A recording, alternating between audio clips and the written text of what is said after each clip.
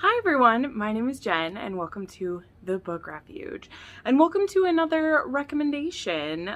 In fact, it's another 5 random book recommendations. This one has no theme. They're just books I've read in the past month or two that I enjoyed that I maybe wanted to talk a little bit more about. Or in the case of a couple of them, there were books that they weren't out yet, like I read them as arcs. And so I couldn't dive as deep into them as I would have wanted to because it would have been really spoilery. This is also a type of video I make once in a while when I'm like not sure what other video I'm feeling that day. Like I have some other ideas in my, video book, but nothing was really speaking to me. And so this is a video that I can, I don't have to think too hard about. I just go through ones that I really liked recently. So we're going to dive through these. Something else, we're also getting to the time of year where it's going to start being like darker when I get home from work, which is crazy that we're getting to that again.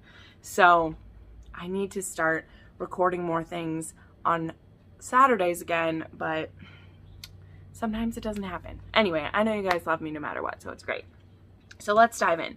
The first random book I want to recommend is Uncharted by Adriana. Now, I was lucky enough to get to read an arc of this book. I asked for the arc for this book before I even read Whiteout. So when I got approved for this, I ended up reading Whiteout first and then I read this. And I did really like Whiteout, but this one really did a lot of the elements of a romantic suspense for me even better than Whiteout did. So this is book 2 in the, what's this series gonna be called? I can't remember, but it has like a name. And it's loosely gonna be connected through this certain group of individuals who all have special skills. I don't want to spoil anything, but you do maybe want to read Whiteout first. You don't have to. I know people will ask me like, do I have to read the first one first? No, you don't have to. Anything you have to know, they'll explain. But the big villain that we're going to be fighting does get explained better in Whiteout. But again, I understand if, maybe you need convincing to continue the series. Maybe you didn't like Whiteout as much as you wanted to. But Uncharted improved things in a lot of ways for me. So, so far, both of the books in this series have been like survival romances.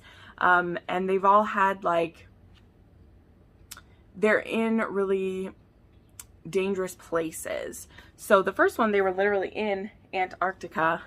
And they were going to freeze to death.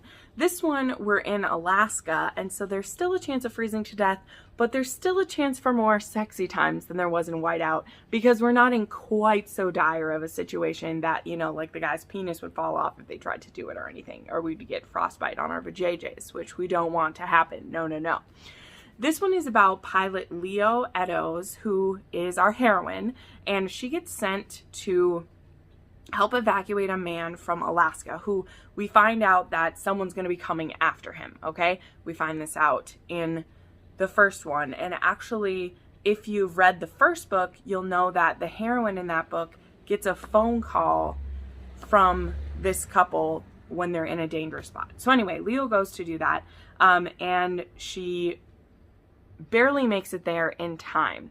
And in fact, literally, as she's arriving at the place to rescue him, her plane gets shot out of the sky. And so now she's injured. She needs to find this man, Elias Thorne, and try to get him out of there. But now they are being chased by these bad guys. Luckily, Elias is pretty badass. And he hasn't just been chilling in Alaska. He's been in hiding while he's there. So he is prepared for there to be shit going down. And there's something about him, something that I love that the authors did both in Whiteout and this one. These big gruff heroes immediately have a tender spot for our heroine. Like there's a little bit of antagonism at the front, but pretty much immediately they have a soft spot. Now they might not show that soft spot to the heroine, so she might think that he's a grumpier person, but whenever we're in his point of view, we know that he has a squishy spot for her. This hero, he also has a dog. Yes, the dog lives through the whole thing. But we end up trying to escape, going through a lot of harrowing adventures and falling in love while it happens. Now, as I said, this one, the steam level is elevated.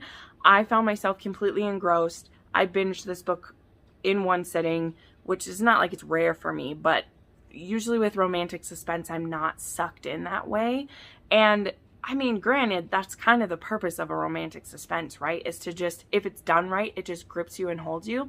And because the suspense and the romance were given equal weight, it really kept my attention so well. So I gave this one 5 stars. And yeah, I obviously highly recommend it. Even if you didn't love Whiteout, or like I said, you aren't sure if you want to read it, go ahead. I really loved the audiobook for Whiteout. I didn't get to listen to the audiobook for this one because it was an ARC, but I highly recommend the audiobook if you want to as well. Then I want to talk about a series that I did recently feature in a video because I did a video on psychopaths, but I just wanted to emphasize it again because I'm so in love with this series, and I found out kind of like I had like a duh moment with this series once I got the physical copies. So that's going to be the Necessary Evil series by Onley James, and this is a series about psychopaths, and specifically this family of 7 brothers who was put together by their like adoptive father, and he was looking for specific kinds of psychopaths that he could build a brotherhood of killers. This is so weird to explain, but our sorry, I have the window open because I didn't want to put the air conditioner on and someone just walked by while I'm talking about psychopaths. The struggles of filming things. He put together these group of people to kind of take out other bad people. People he knew wouldn't feel guilty about it. People he knew would be able to be smart and cold-blooded about these things. And our first book is about Adam Mulvaney, who he is the youngest son of the crazy billionaire. And when he was 16, he killed the father of Noah Holt, the father was a pedophile. Now, Noah was like 11 at the time that this happened, and he's repressed all memories about what was happening with him and his father, but he knows that Adam is the one who killed him. Now, he searches out Adam when he now, I think, is like 19, and Adam, you know, would be like 27, 28 or whatever, and he wants his help with something. I don't know how to explain it. I don't want to spoil it. But Adam immediately becomes fascinated with Noah, and in the way that only a psychopath can, he becomes completely focused on him and completely obsessed with him, and he just wants to possess him and own him. Now, Onley James really leans into the fact that psychopaths can't love or feel certain emotion, but what he can feel is like a sense of ownership over the person, and he wants Noah to be happy, and it's pretty great. Like, seriously, I love this series. So the dumb moment that I had is that this is called Necessary Evils, and it's making the 7 deadly sins a necessary evil. So what I realized when I got this is that each of the heroes has a deadly sin that they represent. And so Adam, he represents envy. You can really see it on the pages here, like it says envy. The second one is actually wrath, and the third one's going to be pride, which is really, really cool. I love shit like that, like whenever we fit in a group. So anyway, highly, highly recommend. Of course, this is a dark romance. There's violence. There is, you know, someone remembering serious trauma of a sexual nature to a child. So be aware of that. I believe Noah kind of does some self-harm too. Yeah, so just look up the trigger warnings for this, just to be sure. That would be a good thing. Yeah.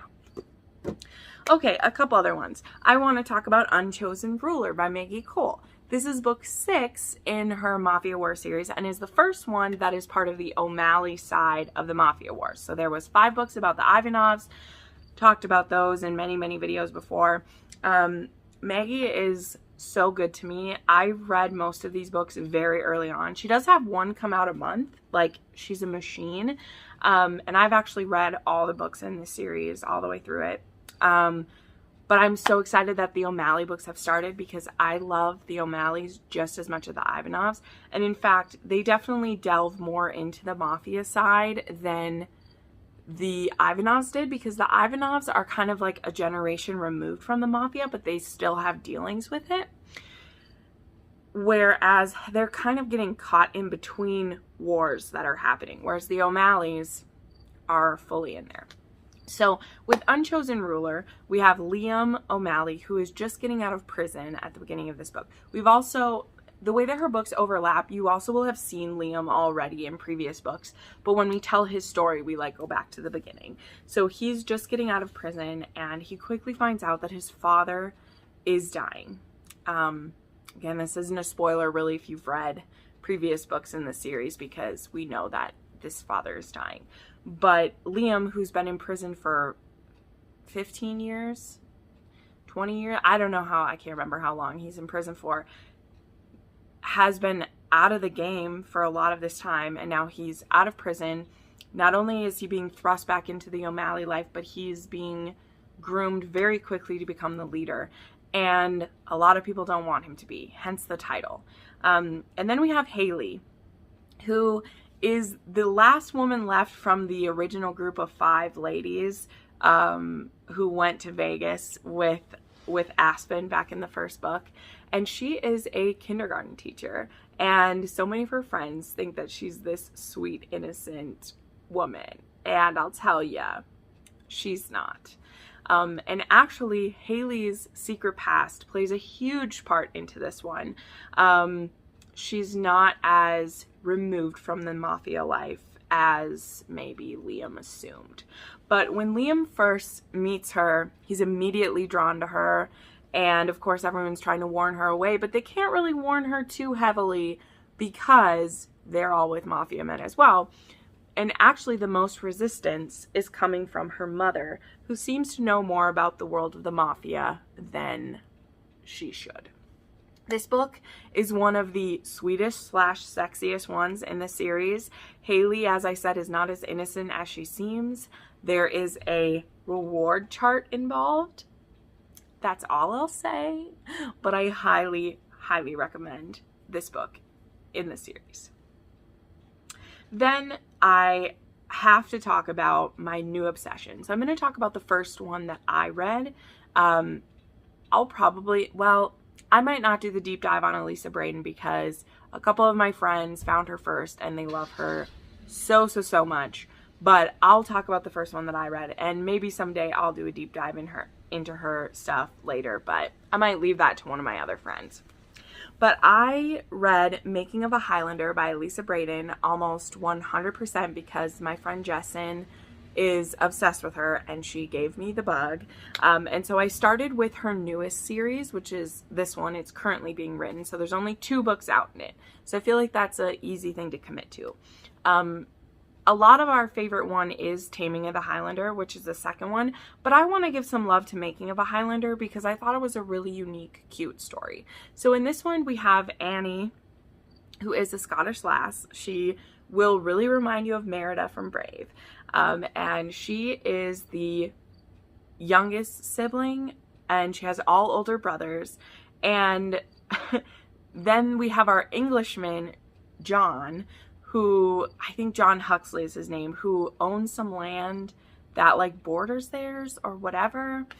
And I will be honest with you, I don't fully understand all the technicalities of this, but some of it has to do that he needs to live on this land and make a go of it for a certain amount of time for reasons, again, that are above my head. And everyone in the area wants him gone. They don't want this Sassenach edging in on their territory or any of that stuff. And Annie, she kind of forms this like reluctant alliance with him when she decides that she needs to marry a lord to help save her brother for reasons. And John needs to learn some Highlander ways to win some games in the Highlander games. Okay, this is a weird time. I'm doing a horrible thing, but I'm trying to like avoid spoilers, so this is what we get. And so basically they give each other lessons. She gives him Highlander lessons and he gives her lady lessons. And he is such a starchy, stern, brunch daddy hero who is just, but also once he has feelings, he is so amazing in the way that he shares it. Like, I love how bold he is about his feelings. But the thing is, John has been burned before by women who are after his title. Now, Annie doesn't know that he has a title.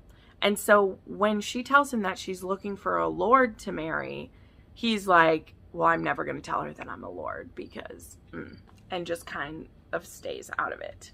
But that's not going to work for as long as he thinks it will, because he becomes quickly obsessed with her and then he wants more. So I don't know, that was a horrible job of explaining this book, but I really want you to read this. All of the books are on AnyPlay. All of them are. I can't wait to start buying copies of these. I need to be good though. I need to be good. I just started a new job. I can't buy them all, but they're so beautiful. I've read both of the books in the Highlander series, and then I've read 4 of the 9 books that are in her Rescued from Ruin series, and I'm not even close. Like, I'm going to keep reading those. I'm so excited to read more of them. And then the last one I want to mention, this was a viewer recommended book. And I'm so happy that I read it. And it's called Breaking Out by Samantha Wayland. And this is an MMF. This is a bodyguard romance. This is a friends to lovers romance. This is a boss and like assistant romance. It is so many things wrapped up into one. It is low angst. It is super sexy. There's toys. There's pegging. There is sexual exploration. And it was the sweetest thing. Like, it was just the thing that I needed. Like, I thought the cover, I thought it was going to be a dark romance, which I was still totally fine for. It ended up being just the most romantic, sweetest thing ever. Our heroine works for one of the heroes, and they've been friends for a really long time, and neither one of them has like made a move. He didn't want to make a move on his employee, and she didn't want to ruin their working relationship if he wasn't interested. But then something happens where our heroine is put in danger, and they both just kind of snap, and they're like, why are we staying away from each other? We don't want to stay away from each other. Let's be together. But because the heroine was put in danger, and that danger was actually supposed to be for the hero, like, she was in the wrong place at the wrong time. They were actually coming after the hero. So they need a bodyguard. So they end up getting assigned this bodyguard, and they both like him right away. So, but the thing is like, they haven't even fully started their relationship, and then they meet this guy, and they both really like him, and it's just very interesting to see where the story goes. Like, seriously, you guys, the sexual exploration and the communication, oh my god, the communication in this is so sexy and sweet. And honestly, like, here's what I would say, because the real reason I'm recommending this, if you've never read an MMF before and you don't know if you would like it, I highly recommend this one, because it doesn't have all the same like angsty, like gut-wrenching stuff that can happen. This one is completely like, because the like boss and assistant haven't gotten together yet, there's no aspect of feeling like there's cheating happening, because like they're just awakening to their feelings. They haven't even kissed each other yet. And then we meet this bodyguard, and so we all are experiencing everything together. There isn't like an existing couple that's then adding someone on. So if you've never read an MMF, but you're interested, but you think that it could trigger you with some like pet peeves, I highly recommend this one, because it didn't do any of those things. It was such a beautiful love story. Like, I teared up just from the romance of this sometimes. Like, I loved it so much. Oh yeah, and there's a plot. I can't wait to read more Samantha Wayland, because I've heard from some friends that she writes MM romance that's also very low angst, and I'm here for that all day long. I'm here for it. All right, those are the 5 random reviews that I have for you. This is the content that you're getting today, because that's how my brain's working. Thank you so much for supporting this channel, for watching it. We're getting so close to 10,000 subscribers. If you're not subscribed yet, please hit that button. I have some great stuff planned for when I hit 10K. And we just can't do it if we don't get there. So please, please, please support the channel. It means so much to me. Thank you so much for watching, and I'll see you in the next video. Bye.